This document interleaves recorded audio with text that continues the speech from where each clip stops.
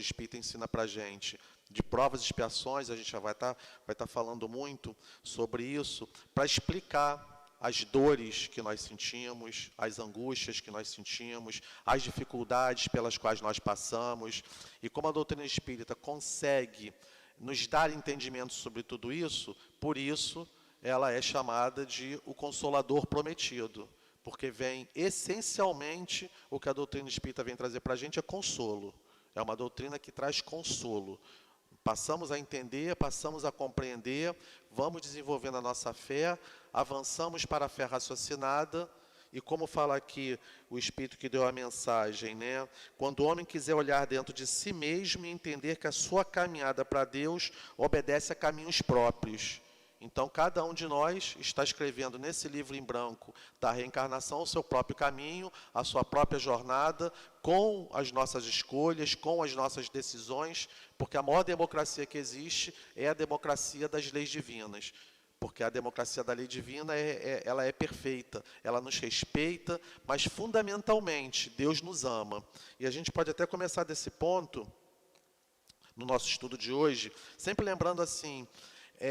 o livro dos Espíritos é dividido de 4 partes. A gente vê na primeira parte, ele trabalhar das causas primárias, que é Deus, a gente vai voltar para essa primeira parte. Na segunda parte, do mundo espírita ou do mundo dos espíritos, então vai nos trazer a realidade daquilo que realmente nós somos espíritos. Na terceira parte, que é a parte que nós estamos agora estudando, das leis morais, e a gente vai ver que as leis morais estão todas interligadas, e pedagogicamente o Kardec fez uma divisão, da qual o assunto de hoje é da lei de adoração. E a quarta parte, esperanças e consolações, que é basicamente o que todos nós buscamos também quando vemos a casa espírita. Consolo, proteção, entendimento, para que possamos caminhar com mais segurança e podendo respirar para tudo isso que está à nossa volta, com todas as dificuldades que vão acontecendo. E já partindo para o ponto da lei de adoração, a nossa companheira leu que o Kardec pergunta: por que razão, não obstante ser falsa, a crença politeísta é uma das mais antigas espalhadas? O que o Kardec está perguntando? Por que, né, que se acreditou em algum momento em vários deuses? Por que, assim, se é uma coisa que a doutrina espírita diz para a gente, Deus está dentro de nós temos isto como parte da nossa natureza. A doutrina espírita ensina que existe Deus, Espírito e matéria. Deus é o Criador, e Jesus vem trazer para nós a ideia de um Deus Pai. Deus é Pai. Acima de tudo, de qualquer coisa, Deus é Pai. Então, sabedor disso, e tendo isso intimamente, porque Deus nos criou e nos deu essa possibilidade de alguma maneira, estar em contato com Ele, por que em algum momento nós acreditamos em vários deuses? E aí, os Espíritos respondem: a concepção de Deus único não poderia existir no homem, senão como resultado do desenvolvimento de suas ideias.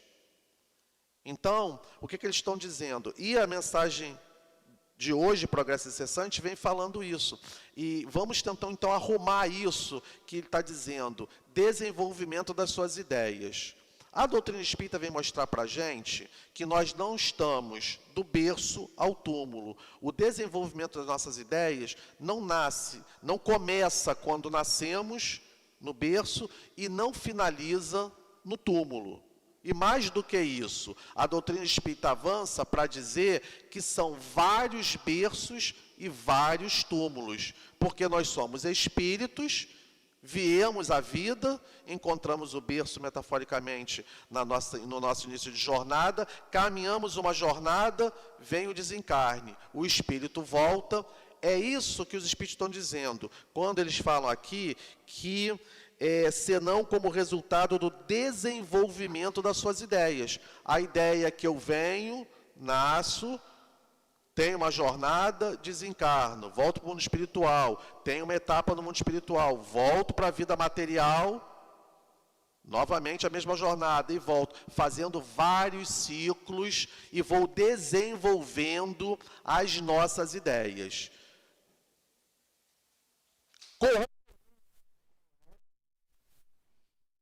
A doutrina espírita nos mostra que Deus nos cria Então, Deus, espírito e matéria, todos os espíritos são criados iguais, não somente os que habitam aqui a Terra, mas os que habitam o universo, porque a vida não é propriedade da Terra. Então, todos nós partimos do mesmo ponto. E já estudamos na segunda parte do Livro dos Espíritos, nos 3 reinos, que não começamos a nossa vida enquanto espíritos. Existe algo antes do espírito, que é o princípio inteligente. Então a gente vai vendo tudo interligado. A doutrina espírita, ela vai ligando todos os pontos para o nosso entendimento. E daí hoje a gente está evoluindo, né? E cada vez mais indo ao encontro da lei natural, porque a gente tem a lei natural e a lei humana. A lei natural, que é a primeira lei da terceira parte do Livro dos Espíritos, ela é perfeita, porque é a lei de Deus, e a lei humana, ela é imperfeita, porque somos imperfeitos. Mas nós, na nossa caminhada de conhecimento, como ele fala aqui, vamos evoluindo, e à medida que o homem evolui, a sociedade evolui, as leis humanas vão cada vez mais ao encontro da lei natural. Então está tudo interligado. E Deus nos criou, então, simples e ignorantes. O que significa dizer? Saímos lá do reino animal em algum momento, esse princípio inteligente, e esse princípio inteligente, e há uma lacuna que a doutrina espírita não revelou como ela se dá, mas a gente sai lá do animal como princípio inteligente, quando não tem mais nada para esse princípio inteligente aprender no reino do animal, e migramos para nos tornarmos espíritos. E quando nos tornamos espíritos, todos começamos do mesmo ponto, simples e ignorantes. E nada é mais justo do que isso, porque não tem o anjo que foi criado anjo, não tem Jesus que foi criado perfeito, todos nascemos do mesmo ponto. E passamos a ter responsabilidade sobre os nossos atos, que o animal não tem, porque o animal não tem vida moral. Está dito no Livro dos Espíritos. E passamos, então, a ser responsabilizados pelas nossas escolhas. E nesse início, a nossa ideia ainda é o homem muito instintivo, porque nós viemos lá do reino animal. Então, o início da nossa jornada como espíritos é o instinto, que está lá no capítulo 1 da Gênese, explicando isso para a gente, quando ele fala lá sobre Deus, que nós somos a necessidade da sobrevivência. Então, estamos iniciando a nossa jornada, que é uma jornada na lei de progresso, que a doutrina espírita vem nos mostrando, que ela vai caminhar do conhecimento, é o desenvolvimento intelectual e o desenvolvimento moral. E estamos no início da jornada, simples e ignorantes, tanto da moralidade, que prevalece o instinto, como da intelectualidade. E começamos, como a gente disse antes, na lei divina. O espírito simples e ignorante faz a sua jornada e vai caminhando intelectualmente e moralmente. E nesta caminhada que nós fazemos, todos nós fazemos, vamos desenvolvendo ideias. No início, pela falta de compreensão dos fenômenos que acontecem e dar uma ideia mais apurada de Deus, nasce a ideia de tudo aquilo, e os espíritos dizem isso, que a gente não conhece, a gente atribui a um Deus. E daí a ideia do politeísmo, porque tudo que é desconhecido acaba se tornando uma ideia de Deus. Mas a gente vai desenvolvendo as ideias, vamos ao mundo espiritual e voltamos, até que em algum momento há uma maturidade para o entendimento do Deus único, que é um grande avanço. Quando a gente vai a caminho da luz, e a gente vai vendo toda essa orquestração que vai sendo feita, ou seja, tudo dentro de um planejamento. Em A Caminho da Luz, Emmanuel mostra para a gente que Jesus, há 7 bilhões de anos atrás, que é mais ou menos o que a ciência diz, que foi criado o nosso planeta Terra, Jesus já foi trazido por Deus para cuidar do nosso planeta. E há 7 bilhões de anos atrás, naturalmente, não havia vida. Mas Jesus já estava coordenando o desenvolvimento do nosso planeta Terra. O que a gente vai vendo nisso tudo? Que a doutrina espírita, ela vai alargando o nosso entendimento acerca do que nós somos, de onde viemos, onde estamos e para onde nós vamos. Então é muito maior, e à medida que vai alargando esse nosso entendimento, vai ampliando também as possibilidades que a gente tem do entendimento de Deus. Porque até então, saímos daquela fase de vários deuses, e Jesus traz um espírito, Ó, chegou a hora de dar um entendimento a eles. E isso é feito assim mesmo, planejado. Moisés não cai na terra por acaso. Gandhi não cai na terra por acaso. Nenhum desses grandes, Allan Kardec não cai na terra para trazer a doutrina espírita por acaso.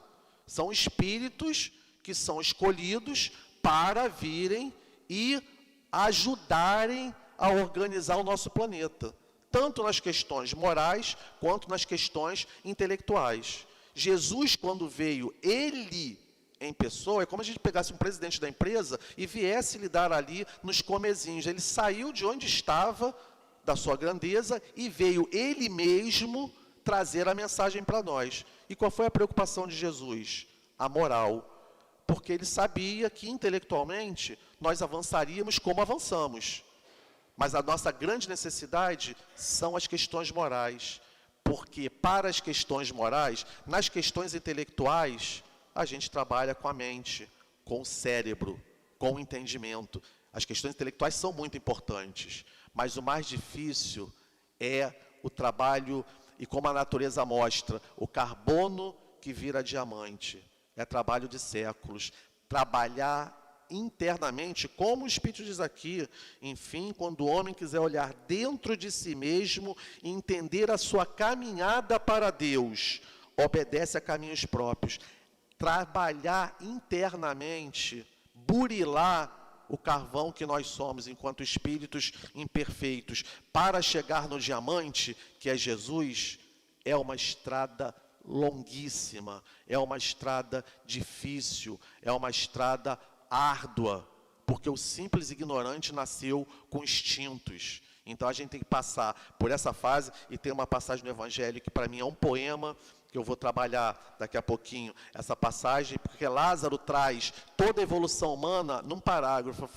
Eu preciso falar 20 palestras para falar alguma coisa, e Lázaro consegue trazer num parágrafo toda a evolução humana, que para mim é uma poesia. Daqui a pouco a gente vai falar dele. Mas essa transformação pela qual nós precisamos passar, e que a doutrina espírita mostra para a gente, ela é muito difícil. Porque nós vamos vencendo os instintos, e junto com ele nós temos o que o Evangelho vem falando em todas as suas partes: orgulho e egoísmo. Quando Jesus diz: conhecereis a verdade e a verdade vos libertará, parece muito óbvio ou muito claro para a gente. Mas para conhecer a verdade, e aí Sócrates diz: a única coisa que eu sei é que eu nada sei. O que o Sócrates está dizendo é necessário, ele não está dizendo, mas ele está mostrando na prática que para conhecer essa verdade de Jesus, a gente observa que é preciso humildade. Mas basta a gente ter algum conhecimento que nós já sentimos. O rei da cocada preta não é assim com a gente? Basta estudar um pouquinho da doutrina espírita, a gente já quer dar aula, a gente já acha que sabe tudo de caridade, porque nós somos assim, faz parte das nossas imperfeições. Então, na nossa caminhada, e cada vez que o Espírito desce à terra, que somos nós, para traçarmos do berço ao túmulo, é um grande trabalho que a gente precisa fazer, e essa caminhada que ele fala, né, a caminhos próprios, olhando para dentro de nós, não tem como ninguém fazer modificações dentro de nós. Somos nós que escolhemos. Agora eu vou trabalhar a paciência, eu vou ser mais paciente. Agora eu vou ser mais calmo. Agora eu vou buscar ser menos ansioso. Agora, cada um de nós está na sua caminhada, e um ajudando o outro. E cada vez mais entendendo a necessidade da fraternidade, a necessidade da compaixão, a necessidade de nos colocarmos no lugar do outro. A necessidade, quando está na fila do banco, ter paciência com a demora da fila. A necessidade de atendimento àqueles que estão na sua fase, né, chegando à velhice e necessitando de proteção, porque faz parte do ciclo da vida e dentro da beleza da lei de Deus, para nos despertar sentimentos. Para que a gente possa, quando olha o Evangelho, honrar pai e mãe, entender que não é um favor, que não é ser muito espírita, que não é ser muito bondoso, que não é ser um espírito super evoluído, cuidar do pai e da mãe, é dever, é retribuir com migalhas aquilo que recebemos de muito. Porque muitas vezes eu fico pensando, nossa, como a gente ajuda. Vamos ter assim, não é para a gente ser excessivamente rigoroso, mas é compreensão da lei, é dever. Ajudar o pai, ajudar a mãe é dever, porque se a gente não conseguir com o pai e a mãe, a gente vai conseguir com quem? Então é dever fazer isso. E claro, à medida que a gente vai compreendendo, a gente vai amolecendo o coração, vai percebendo, ajudar também a sociedade como um todo. Ajudar aquele que tem a necessidade de atravessar uma rua, porque são nos pequenos atos que nós vamos nos aproximando de Deus. Porque no capítulo de hoje está falando politeísmo e sacrifícios. E lá naquela fase de instinto, de pouco intelecto e de pouco desenvolvimento, o entendimento que se tinha é que agradar a Deus, se agradava a Deus fazendo sacrifícios. E que talvez ainda exista alguns conhecimentos ou algumas práticas hoje que se entende isso, que se vai agradar a Deus com o exterior. Mas já houve momento em que era uma prática comum. Se agradava a Deus fazendo a guerra e na guerra sacrificando o ser humano e colocando para agradar a Deus. Sacrificando os animais para agradar a Deus. E a doutrina espírita, ela vem nos ajudar a romper com tudo essa fase e nos dar uma visão muito maior de Deus.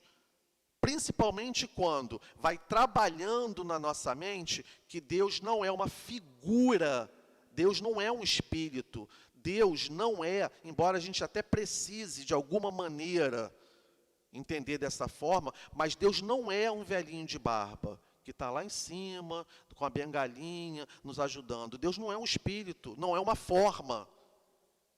Percebem como é difícil? Por isso começou lá no politeísmo, e mesmo hoje, em 2022, não se tem uma ideia muito clara de Deus. E lá na questão 9, na questão 10 do Livro dos Espíritos, o Kardec vai trabalhar essa questão. Ele pergunta, pode o homem compreender a natureza íntima de Deus? Não. Falta-lhe para isso o sentido.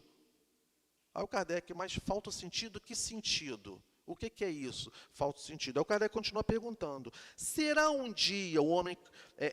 dado um dia o homem compreender o mistério da divindade? Ou seja, um dia a gente vai conseguir compreender esse mistério da divindade? Quando não mais tiver o espírito obscurecido pela matéria, quando pela sua perfeição se houver aproximado de Deus, ele o verá e compreenderá. E aí, mais à frente, a doutrina espírita explica isso para a gente. A matéria, ela abafa os nossos sentidos. Basta ver que o nosso corpo físico tem, comparativamente a muitos animais, menos possibilidades, por exemplo, de visão. Existem animais que conseguem ter uma visão melhor do que a nossa. Existem animais que conseguem ter uma audição melhor do que a nossa. Então, enquanto o espírito vem para a matéria, ele tem abafado os seus sentidos, no aspecto materialmente falando. E quando nós estamos desencarnados, dentro da nossa evolução, também temos dificuldades dessa compreensão de Deus. Porque da onde nós vamos do espírito simples e ignorantes? Nós, nessa categoria, quando criados, Kardec, lá na questão 100 traz, nós somos espíritos imperfeitos, onde predominam os vícios acima das virtudes. Então, é o nosso estado de imperfeição. Nós já conseguimos até fazer o bem, nós já conseguimos nos solidarizar, nós já temos a noção de dever, mas ainda predomina no planeta Terra e em nós que estamos aqui, porque pelo menos eu não sou missionário, o orgulho, a vaidade, o egoísmo, a indiferença, de passar a ver alguém na rua e banalizar, de ver a violência e banalizar, isso não é comigo. Ainda tem essa indiferença. Mas nós estamos vindo para que não sejamos indiferentes. Como não foi indiferente Madre Teresa de Calcutá, como não foi indiferente Gandhi, como não foi indiferente Chico Xavier, como não é indiferente Bezerra de Menezes, e todos esses espíritos com quem a gente vai aprendendo. Mas a beleza da doutrina espírita é mostrar que o nosso Pai nos criou para chegarmos na trilha desses espíritos. E cada espírito desse, como diz aqui, foi fazendo a sua trilha. O Francisco de Assis teve a sua trilha, o Gandhi teve a sua trilha. Cada espírito desses luminares vão descobrindo a sua trilha. E assim é conosco. Nós estamos também descobrindo a nossa trilha. Porque ela é... E aí também a beleza da revelação, ela é progressiva. Por mais difícil que nós sejamos, o cuidado é não sairmos de achar que nós somos maravilhosos para também não achar que nós somos a pior criatura do mundo. Nós não estamos nos extremos. Não somos mais simples ignorantes, não somos Jesus, mas não somos, então, cada um de nós está na sua trilha, buscando a sua luz, buscando resplandecer toda a potencialidade que nós temos como espíritos filhos de Deus que é perfeito. Então é muito belo saber, então aquela pessoa que hoje está fazendo a guerra, ela é uma pessoa que vai chegar lá. Ela escolheu um caminho mais difícil, ela vai ter, pela lei de Deus de causa e efeito, passar por algumas dificuldades, não porque Deus vai se vingar, não porque Deus vai punir, mas pelo processo educativo, porque nós vamos escolhendo os nossos caminhos. Como escolheram lá em Capela, os espíritos que não puderam continuar por lá, e vieram degradados para cá, também está na caminho da luz, para com a sua intelectualidade ajudar o nosso planeta. Então tudo é aproveitável o tempo inteiro. Não tem nada descartável na lei de Deus. Nós é que descartamos o companheiro que a gente discorda muitas vezes. Mas não tem descarte na lei de Deus, porque são todos filhos. Ele ama a todos. E ele trouxe para todos a possibilidade. Se a vida fosse única, seria impossível compreender Deus. Pelo menos para mim. Mas com a reencarnação, a gente compreende. E a gente sabe que, além da Terra, que vai avançar como uma turma que avança da 3ª para a 4ª série, não é isso? Vai avançando, o planeta está avançando. E alguns vão ficar para trás, mas ficar para trás não é ser descartado. É a escolha que fez. Mas é uma escolha que fez, não significa que vai, em algum momento, voltar a avançar. Porque avançar, no sentido, não é que retroagiu, mas é que deu uma estacionada. Então, é muito consolador saber, nenhum de nós vai ser deixado por Deus, jamais. E é sempre progredindo. Eu nunca caminho do ponto que eu estou para trás. É sempre do ponto que eu estou para frente. Então, vamos percebendo a grandeza da ideia que a doutrina espírita vai trazendo de Deus para a gente. E lá na questão 112, que o Kardec estabelece para a gente, de espírito puro, ele fala caracteres gerais do espírito puro, que é para onde a gente está indo, e que o modelo é Jesus. O Kardec pergunta na questão 112. Né? Pergunta não. Dentro da escala que ele estabeleceu, que é a escala espírita, ele vem trazendo 112. Caracteres gerais dos espíritos puros. Nenhuma influência da matéria. Superioridade intelectual e moral absoluta. Intelectual e moral absoluta, com relação aos espíritos das outras ordens. Então, lembra quando ele está falando que o politeísmo, para que a gente compreendesse a Deus, precisaria que a gente avançasse no desenvolvimento das ideias? Lembra quando lá atrás, na questão número 10, ele está falando, o espírito precisa estar acima da matéria, desenvolver um sentido para compreender a Deus? Na questão 102, ele faz esse fechamento. É a nossa caminhada de espírito imperfeito, que a gente vai caminhando, vai misturando em perfeição, já trazendo caracteres dos bons espíritos, avançamos em algum momento para bons espíritos, com algumas coisinhas do espírito imperfeito, mas predominando a questão do bom espírito. Então, tudo numa gradação. A gente não dorme espírito imperfeito e acorda espírito bom. A gente já tem coisas do espírito bom. O que a gente vai fazendo é migrando na nossa jornada. Eu vou me tornando mais paciente, mais caridoso, mais complacente. Vou entendendo cada vez, me aproximando de Deus, vou melhorando as minhas companhias espirituais. Em algum momento, a gente vai para a escala de bom espírito. E aí vamos trabalhar a todas as virtudes, todas as potencialidades do espírito, enquanto espírito. E aí chegamos ao espírito puro, que é o que ele diz aqui das características do espírito puro. Né? Nenhuma influência da matéria. Que é Jesus, ele vem, a matéria e não tem influência da matéria. Ele já superou intelectualmente, porque foi ele que estava cuidando do planeta. Não aparece de maneira geral, a ideia de um Jesus intelectual, porque ele não estava preocupado com o intelectual, ele estava preocupado com o moral. Mas para coordenar um planeta, Deus não daria um planeta para alguém coordenar que não conhecesse de física, de química, de biologia, de lei. Ele conhecia, porque está aqui. Né? Nenhuma influência da matéria, superioridade intelectual e moral absoluta com relação aos espíritos de outras ordens. Então ele tinha um intelectual, não tem um intelectual, e veio trabalhar o moral com a gente há 2000 anos atrás. E é isso que vai fazer com que, como diz na questão número 10, que nesse momento a gente passa então a compreender a Deus. Eu não tenho mais a matéria não me influencia mais. E sendo que a matéria não me influencia mais, eu não preciso mais dela, eu não preciso mais reencarnar. Quando Jesus volta, já volta como missionário. Já volta pelo amor que tem. E o amor dele não é pela religião A, pela religião B, o amor dele é pela humanidade inteira. É por toda a humanidade. E aí, a única maneira que eu consigo comparar isso é uma mãe que tem 10 filhos, ou 2 filhos, ou 3 filhos, e você perguntar para a mãe, você gosta mais de qual? Pode até ter mais afinidade entre espíritos, entre um e outro, mas o amor de mãe é amor de mãe. Gosta de todos. E nós estamos caminhando cada vez mais para gostarmos uns dos outros cada vez mais. Difícil? É difícil. Mas, por isso, a roda, né, das reencarnações. E como eu tinha trazido, aliás, eu falei aqui 112, tem a 115 também. Deixa eu dar uma lida aqui na 115, que também traz algo interessante. Na 115, dos espíritos, uns terão sido criados bons e outros maus? Na mensagem aqui, já fala sobre isso, e os espíritos respondem, Deus criou todos os espíritos simples e ignorantes. Então, a gente vai ver que vai bater com a mensagem, inclusive, que foi escolhida aqui. Isto é, sem saber, a cada um deu determinada missão, com o fim de esclarecê-los e o de fazer chegar progressivamente à perfeição pelo conhecimento da verdade. Então, mesmo no estado de espíritos imperfeitos, nós temos a missão de ajudarmos uns aos outros, de contribuirmos na lei de Deus. E quem vem falar para a gente, contar essa história para a gente, como eu tinha falado com vocês, é Lázaro.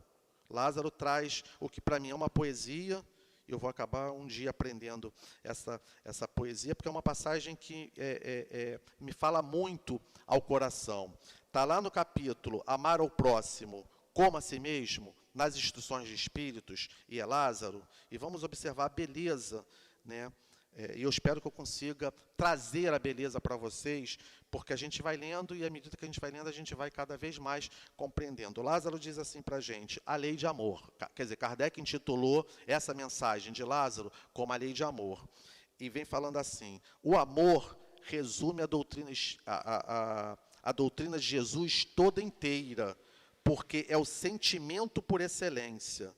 E os sentimentos são os instintos elevados à altura do progresso feito. Então, começa de uma coisa muito bela. O amor resume a doutrina de Jesus toda inteira. Porque Deus é amor, Deus é Pai. E nós precisamos, cada vez mais, e nesses momentos conturbados que nós vivemos, no nosso país, no planeta Terra, ter a consciência para as nossas dores e fazer a ligação com Deus, que Deus é amor. Deus é amor.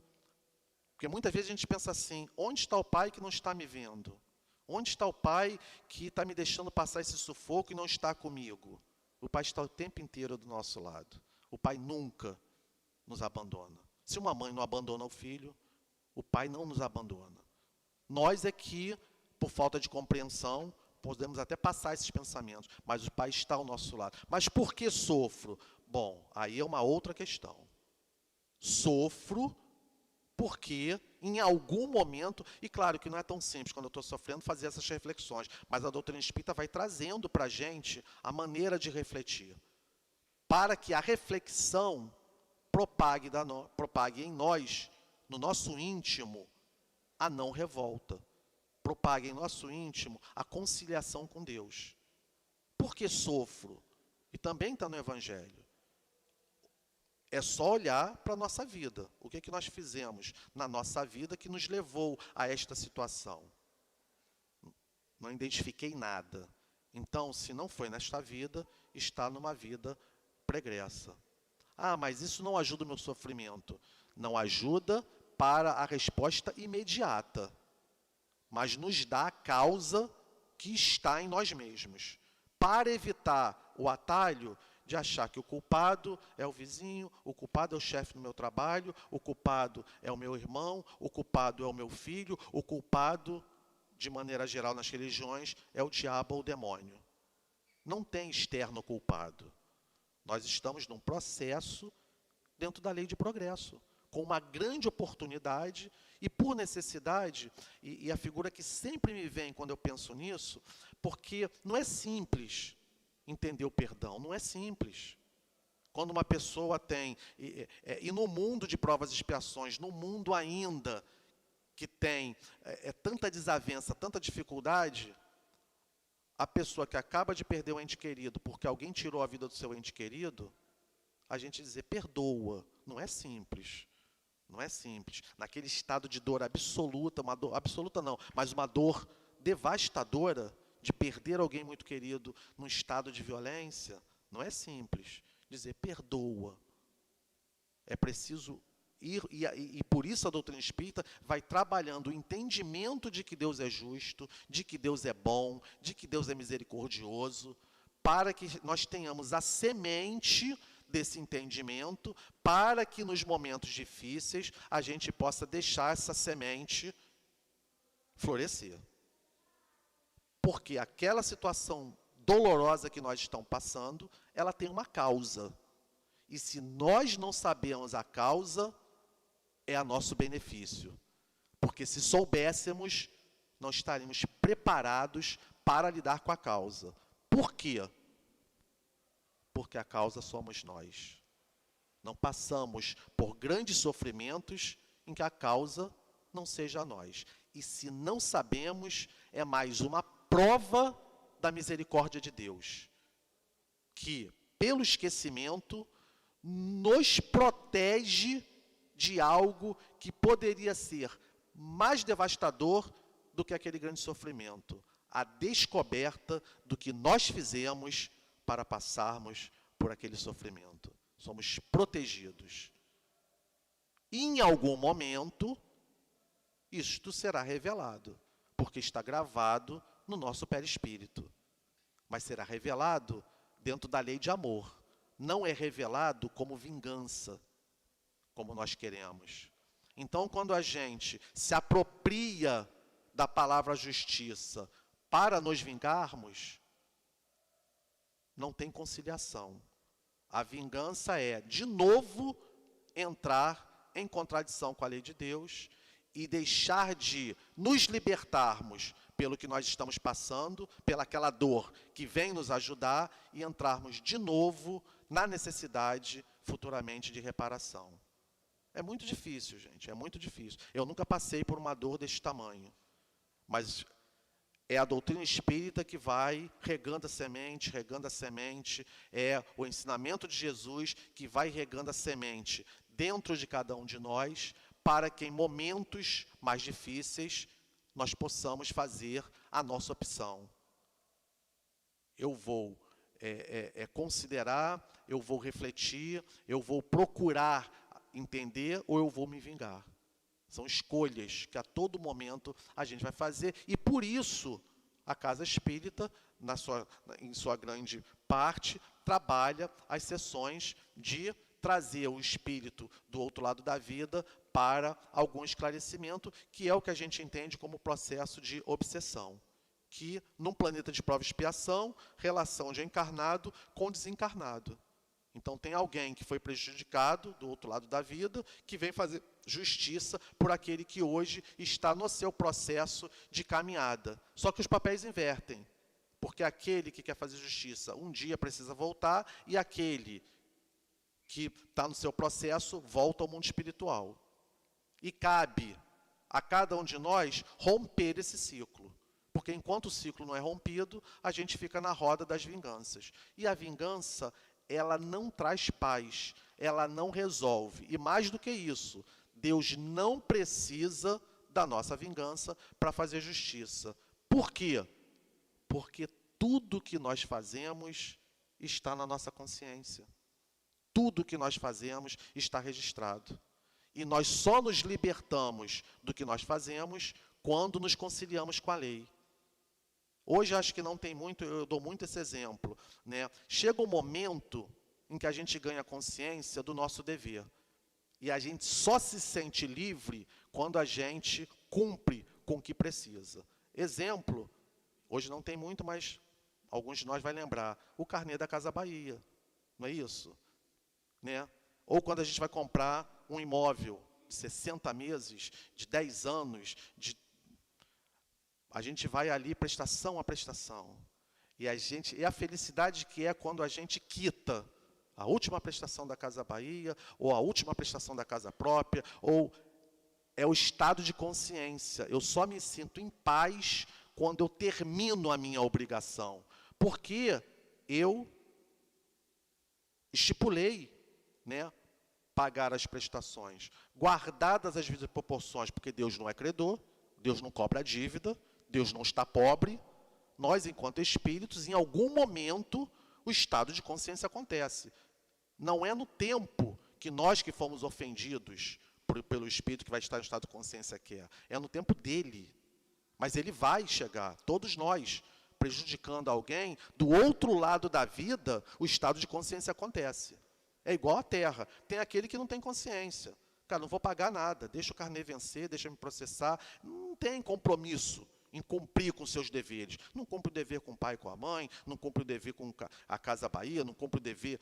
Não tem, sabe, não tem ainda, não despertou. Somos nós, do outro lado da vida. Não despertei, acho que tudo aconteceu porque eu sou injustiçado, mas em algum momento a consciência, eu não deveria ter feito isto. E pedimos a Deus, eu preciso de paz de consciência. Voltamos, algumas situações educativas acontecem, e aí vai ser a nossa decisão. Eu quito, eu entro em harmonia com a lei, ou eu faço uma nova dívida? É a nossa opção. Sempre será a nossa opção. O que Jesus ensina é, perdoe. Perdoe, porque é a única maneira que nós temos de termos paz de consciência é com perdão. Difícil? É difícil. É difícil. Mas é o ensinamento do Mestre que vai trazendo para a gente. Na certeza absoluta que Deus está trabalhando por nós. E continua Lázaro, trabalhando por nós não, nos ajudando, nos protegendo para que nós avancemos. E continua Lázaro. O amor resume a doutrina de Jesus toda inteira, porque é o sentimento por excelência. E os sentimentos são os instintos elevados à altura do progresso feito. Simples, ignorante, instinto. Os sentimentos são os instintos elevados à altura do progresso feito. Então, quando eu estou aqui, eu tenho instinto.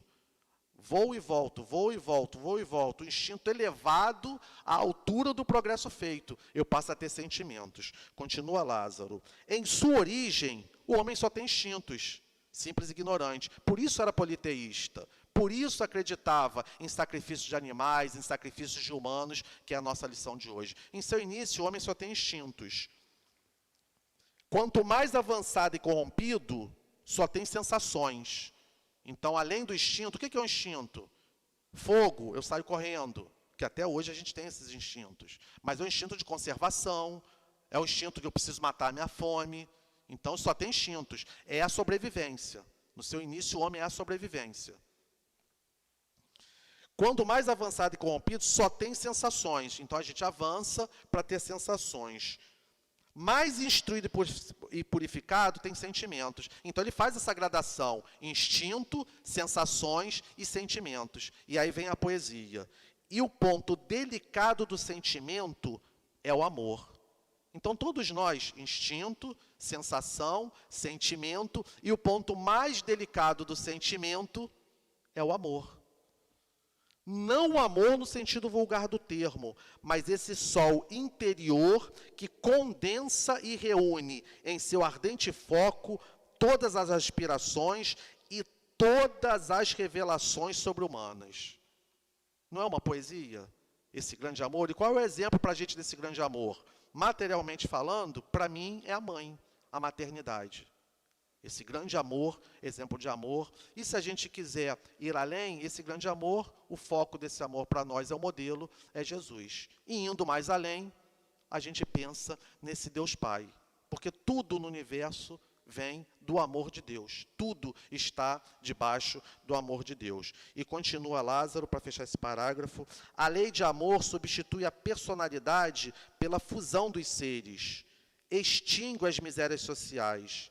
Feliz aquele que, ultrapassando a sua humanidade, ama com amplo amor os seus irmãos em sofrimento. Feliz aquele que ama, porque não conhece a miséria da alma, nem a do corpo. Seus pés são ligeiros e vive como que transportado fora de si mesmo. Quando Jesus pronunciou a divina palavra amor, os povos estremeceram e os mártires, ébrios de esperança, desceram ao circo. Aí a gente olha para os grandes espíritos, Francisco de Assis, Madre Teresa de Calcutá, esses Bezerra de... A gente vai olhando, quando a gente estuda Bezerra de Menezes, que tirava do que não tinha e dava pagamento, esses espíritos estão transbordando esse exemplo, porque eles já estão nessa vibração com Deus, na vibração com os bons espíritos, já estão amando o próximo, não só dos amigos, não só da corrente sanguínea, não só dos conhecidos, é o amor pelo amor. Francisco de Assis, em ter deixado tudo para a vida que levou, já conseguem, a gente vai percebendo que entra num outro plano, e parece para nós muito distante, talvez estejam, mas o principal que a doutrina espírita traz para nós é que todos nós vamos pelo nosso caminho, pelas nossas escolhas, que podem ser mais dolorosas ou menos dolorosas, todos nós somos espíritos que temos esse potencial de virar esse diamante, de virarmos esse amor, de virarmos, assim, espíritos com esta possibilidade, todos nós. Esses espíritos que são exemplos para a gente, não são escolhidos de Deus, não são protegidos de Deus. Chegaram até lá pelo sacrifício que fizeram de olhar para dentro de si, combater seus vícios, combater as suas vaidades, e cada vez mais vão se ligando a bons espíritos e cada vez mais vão tendo essa ideia de Deus, que não é um velhinho de barba, que é um pai amoroso. Eu lembro de uma história que está lá há 2000 anos, quando ele fala assim, quando Jesus pronunciou a divina palavra amor, os povos estremeceram e os mártires, ébrios de esperança, desceram ao circo. Lázaro traçou para a gente toda a evolução, toda uma lei de progresso. Instinto, sensações, sentimentos, ponto delicado do sentimento é o amor. Percebe que ele, num parágrafo, ele estava toda a nossa linha de evolução. Espírito imperfeito, bons espíritos, espírito puro. Que o espírito puro é amor. Num parágrafo, ele traça todo um painel de evolução. E lá em há 2000 anos, é até 10h50, é isso? Tá. Então vamos lá, vamos sempre ser cumpridores do horário e da disciplina. Então, lá em há 2000 anos tem um exemplo muito interessante, eu conto muito isso, eu já devo ter contado aqui, porque é uma história que me chama muita atenção, que em determinado momento tem a passagem de que as pessoas que não se declaravam contra Jesus, contra o cristianismo nascente, elas eram sacrificadas. A grande diversão, e aí a gente vê, né, de onde nós estamos vindo enquanto espíritos. A diversão era sacrificar pessoas, as pessoas iam. Hoje você vai para ver um show, você vai para ver um espetáculo. O espetáculo era ver as pessoas serem comidas pelos leões. Essa era a diversão. Né? E as pessoas que eram sacrificadas para esse espetáculo grotesco, e a gente fala não no sentido de julgamento, porque eu não sei em quantos espíritos eu estava lá, assistindo e gostando daquilo. Então, vê o nosso senso de responsabilidade, que a gente não pode levantar o dedo, a gente pode compreender. Mas eu sempre penso, será que eu não estava lá aplaudindo? Não sei. E não é a misericórdia de Deus que me trouxe, pelo menos para a compreensão que não deve mais ser assim? A gente está sempre evoluindo. E a passagem diz que esses espíritos que ele fala, quando Jesus pronunciou a divina palavra amor, os povos estremeceram e os mártires, ébrios de esperança, desceram ao circo. Porque a mensagem de Jesus, antes de tudo, ela é consoladora e de esperança. Os mártires que estavam indo para serem sacrificados, entravam cantando. E os soldados, isso está lá em 2000 anos, né? que é a vida, que a coragem que Emmanuel teve de contar da própria vida dele, Públio Lentulus. os soldados ficaram, era incompreensível. Como é que alguém que vai ser sacrificado canta? Como é que alguém que vai ser sacrificado ama aquele mestre de tal forma de dar a sua própria vida? Nós vamos perceber. Eu tenho dificuldade até de entendimento, porque eu não sou capaz de fazer sacrifícios muito menores do que esse, quanto mais dar a vida. E hoje nós não estamos sendo pedidos para dar a nossa vida para o Cristo. Nós estamos sendo pedidos, o pedido, o grande chamamento é a nossa prática da caridade, é sermos fraternos uns com os outros. Mas houveram aqueles que deram a vida por Jesus, que é o que Lázaro está falando para a gente. E Jesus não veio também e não se sacrificou por nós? Porque não tinha como ele não saber que vindo a um planeta de provas e expiações e num cenário, se hoje está conturbado, o que era esse cenário há 2000 anos atrás? Então você imagina Jesus vindo para um planeta de espíritos como nós, ainda endurecidos, ainda com seus interesses próprios, ainda pensando na matéria, no poder, na vaidade. Ele tinha clareza absoluta que era um sacrifício grande. Ele veio para o sacrifício. Não tem acaso, ele sabia. A mesma situação. Eu saio daqui e vou lá para o Afeganistão. Eu sei que eu vou enfrentar uma situação difícil. Eu saio daqui e vou para uma região onde tem um tiroteio. Eu sei que eu vou enfrentar uma situação difícil.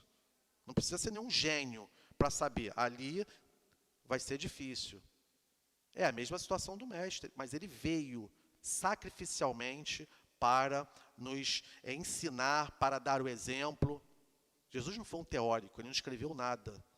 A escrita dele é a vida, a escrita dele é a ação.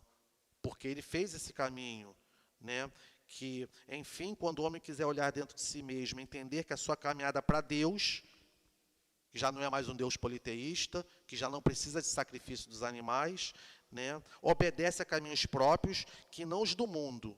Então, que não os do mundo. E para finalizar, ainda na mensagem de esperança, tem um livro aqui que eu tenho usado muito nas minhas leituras diárias, que se chama Pela Graça Infinita de Deus. É do espírito Baltazar, através da psicografia de Altivo Caríssimo Pampiro, Altivo Pampiro, que muitos de nós eu tive o imenso privilégio de conhecer esse espírito sem nenhuma idolatria, mas um espírito amoroso, um espírito bom, um espírito que traz uma saudade muito grande, um grande amigo que é o Altivo. A gente sempre vai falar foi, né? Na referência material, não foi, ele é um amigo, ele é um espírito, né? E que eu sei que essa casa também tem grande gratidão, né? Por esse espírito. E o Baltazar, né? Trazia muitas mensagens, não sei se ainda traz, acho que não, mas trazia muitas mensagens no final das reuniões públicas, né? E uma das coisas que me chamou muita atenção, eu falei, acho que é interessante, porque é uma mensagem que dá para a gente alguma ideia de onde nós estamos, para onde nós estamos indo. É uma mensagem que foi intitulada aqui O Reino do Espírito, e que Baltazar vem dizendo assim para a gente já fechar aqui a nossa reunião de hoje, né? Baltazar vem dizendo assim para a gente: vive-se agora uma fase em que a humanidade crescerá e em que Jesus verá o resultado da sua pregação e de seu esforço em trazer-lhe conceitos tão belos, tão positivos. Então já tem um consolo, olha, não tem nada errado, Jesus veio, né? Antes ele mandou Moisés, então na primeira revelação, ele veio, está tudo certinho, ele veio como segunda revelação, dizendo que Deus é Pai, que Deus é bom, que Deus é misericordioso. Depois mandou a terceira revelação, que é o Espiritismo, e a gente fica agoniado, nossa, tanto tempo do Espiritismo, e a gente está... As coisas são assim mesmo, elas precisam maturar, porque a gente olha, eu confesso que, especificamente olhando o nosso país, eu procuro entender muitas das coisas, que me falta compreensão para saber por que nós chegamos no ponto que nós estamos no nosso país. E aí vamos olhando para a doutrina espírita para tentar ter essa compreensão não material das coisas, mas a compreensão olhando com o olhar de espírito, olhando com o olhar de doutrina espírita que ela nos traz, para que a gente compreenda esse momento. Faltam 5 minutos, né? É o momento que quem está na mesa fica, será que o palestrante vai cumprir? Vamos sim. Vive-se agora uma fase que a humanidade crescerá, em que Jesus verá o resultado de sua pregação e de seu esforço em trazer conceitos tão belos, tão positivos. O perdoar, que é difícil, que a gente estava falando, não é fácil. E aí vem uma revelação do mundo dos espíritos, muito interessante. Olhar um espírito que está à nossa frente, ele trazer uma informação que é uma revelação. Serão precisos 500 a 600 anos para que a humanidade se transforme toda e realmente seja regenerada. Então, 500 a 600 anos é a visão que o espírito está à frente, olhando. É como a gente olhasse assim, para a criança que está na escola e fale, precisa de 10 anos para a criança sair do ponto, não sei, hoje não é mais CA, né? Eu já me perdi, não tenho... mas, enfim, para ela sair do momento que ela entra na escola, a gente olha, precisa de 10 anos para a criança cumprir o seu ciclo, precisa de 12 para cumprir, chegar lá no fundamental, e será uns 15 anos do início ao fim, se ela for fazer uma faculdade. A gente consegue olhar e saber, ela parte de um ponto, em tanto tempo, se nada der errado, se não houver nenhum atalho, se ela fizer o que precisa ser feito, ela vai ter esses anos. O espírito, do outro lado, olha para a Terra, que é um educandário de várias séries, cada reencarnação pode ser uma série, pedagogicamente, se a gente quisesse saber, ele olha e fala, serão precisos 500 a 600 anos para que a humanidade se transforme toda e realmente seja regenerada. A partir daí, e aí ele vai além, conceitos diferentes serão trazidos, novas ideias, novos sentimentos. Lembra? Instinto, sensação e sentimento. Novos sentimentos com vistas ao futuro, onde o homem terá revelações contínuas do mundo dos espíritos e verá espíritos também quanto vem encarnados. Então, o que hoje é a mediunidade, o que hoje é o médio vidente, vai se tornar algo comum. Quando nós o fizermos por merecer, vai estreitar a ligação do homem material com o homem, com o espírito, com o mundo dos espíritos. É o reino do espírito se aproximando, corpos menos pesados, paixões menos grosseiras, seres superiores, conhecimento ao alcance de todos. A sociedade terá se despojado, então, de considerável parcela do egoísmo, dando lugar ao sentimento de amor ao próximo, com o banimento de todas as guerras, com o afastamento do mal. São as perspectivas para todos nós. Mas, para que daqui a 500, 600 anos aconteça, é a nossa ação hoje. É a nossa ação agora, é a nossa atuação nesse momento. Porque eu digo que a criança vai levar 10 anos para avançar, mas se ela não estuda, ela repete a série e fica para trás. Então, cada um de nós tem a oportunidade de agora começar e olhando, tem uma perspectiva. Não vai ser nessa encarnação, não vai ser ainda na próxima, mas nós vamos avançar. Isto é muito consolador. Que Deus abençoe a cada um de nós, que continuemos estudando, vindo à casa espírita, pensando a Deus, rezando, porque o nosso país, mas cada um de nós, precisa de muita prece para não embarcarmos, e muitas vezes eu acabo embarcando e procuro voltar nesse sentimento que a gente está vivendo, que não mais deveria nos pertencer na profundidade em que está chegando e estamos nos deixando envolver. Que Deus abençoe a cada um de nós. Que Deus abençoe você também, Carlos Alberto. Muito obrigada.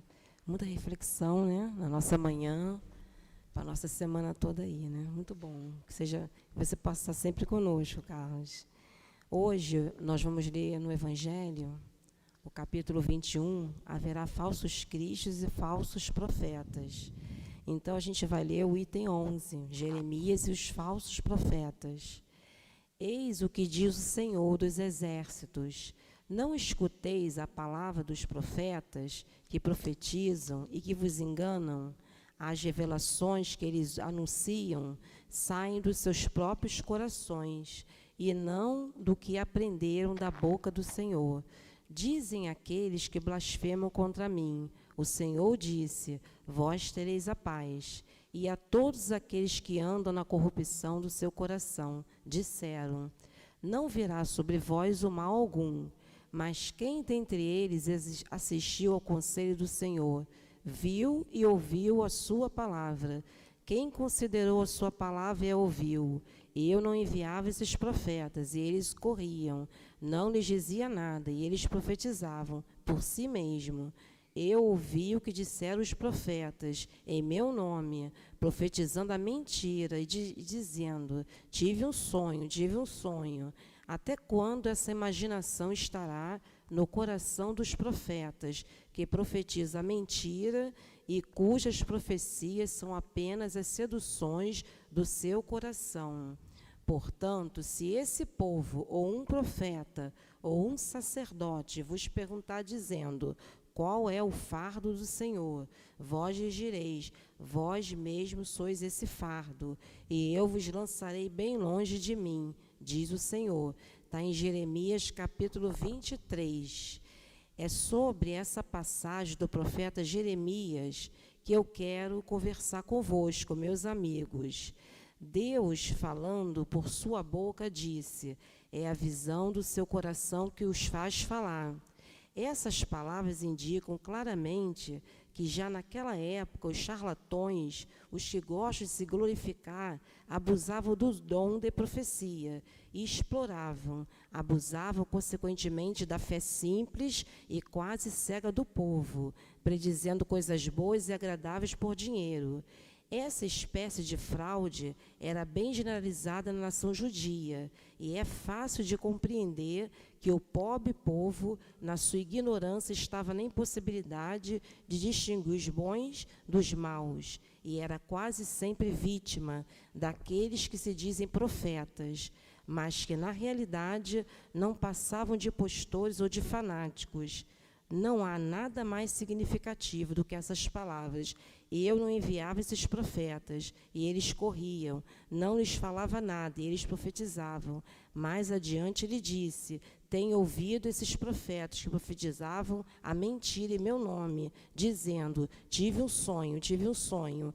Indicava assim um dos meios empregados para explorar a confiança que se tinha neles.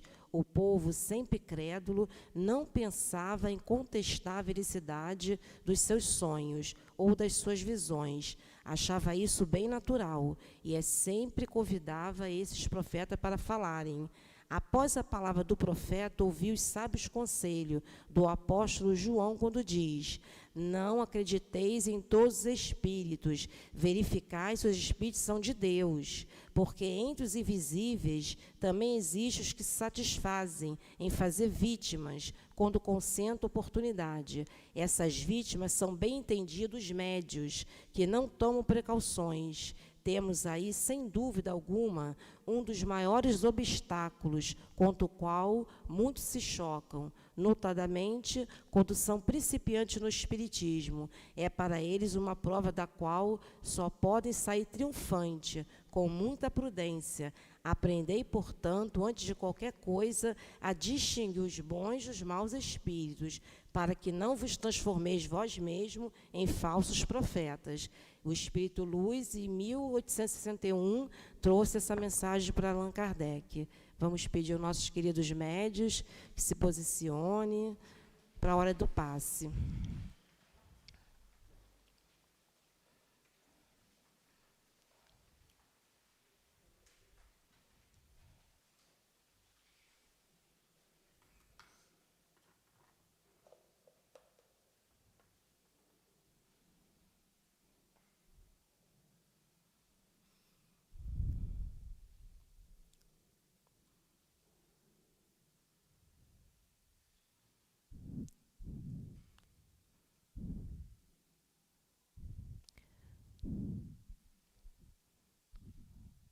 Vamos nos colocando em harmonia. E vamos agora pensar em Jesus e fazemos a nossa prece da sustentação, que a nossa querida Fernanda vai fazer durante o passe. Querido Mestre Jesus, mais uma vez rogamos a tua presença amiga e necessária entre nós, para a hora do passe. Envolva nossos queridos médios que estão à frente de cada um dos seus irmãos e a humanidade, para doar o que melhor ele tem dentro deles, o seu carinho, o desejo de fé, de muita esperança. Cada um receba, da melhor maneira possível, toda essa energia suprema que vai se derramar sobre cada um nesse momento pelas mãos dos médios e os seus guias, e as águas também, que estão sendo abençoadas pelo nosso médios, para que no final possamos tomar e sentirmos muita paz e muita harmonia também. Então, Senhor Jesus, certa a Tua presença nesse momento, em torno do passe, que possamos pedir a Tua permissão, a permissão de Deus, para que a gente possa iniciar o momento do passe, que será feito pela nossa querida Fernanda. Graças a Deus, que assim possa ser.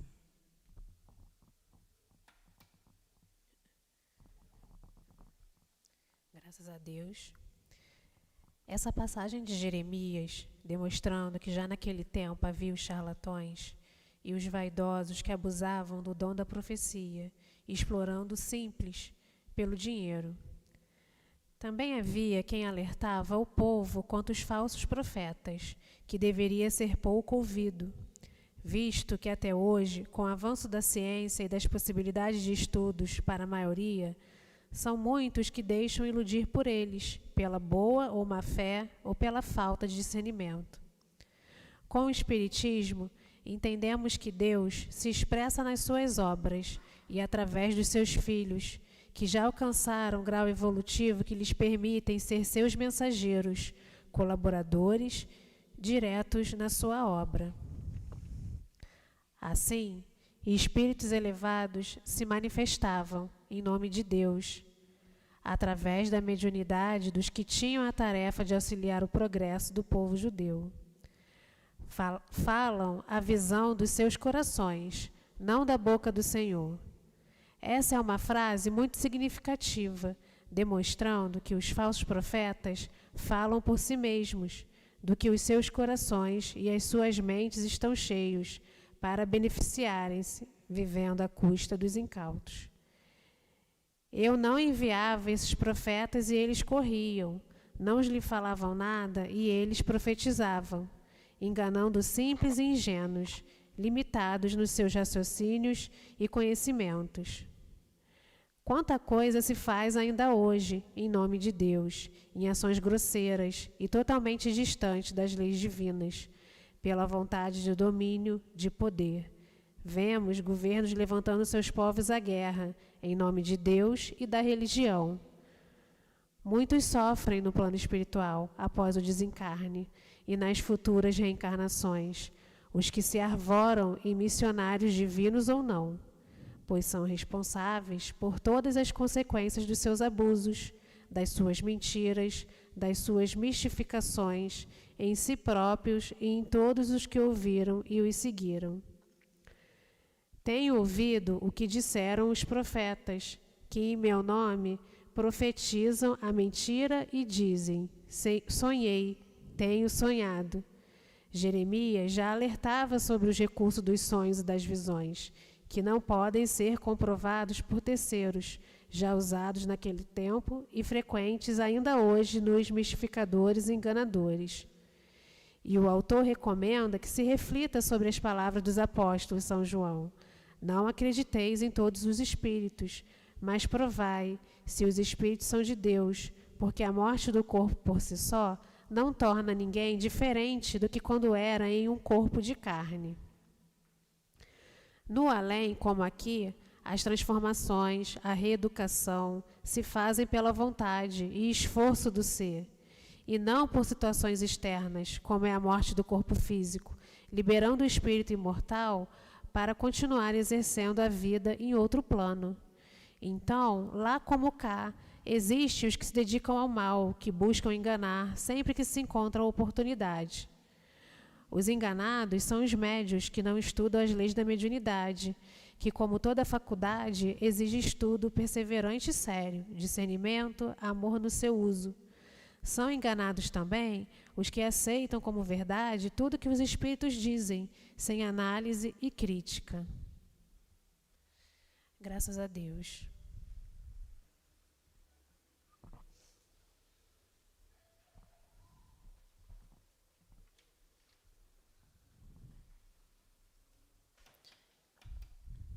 Vamos elevar nosso pensamento mais uma vez, a figura do Mestre Jesus, agora para agradecer.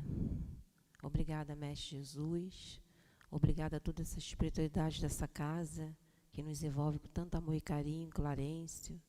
Deus, nosso Pai Criador, muito obrigada por tudo que recebemos aqui nessa manhã de hoje.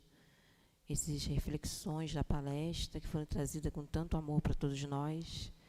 O momento do passe. Senhor, só temos a agradecer.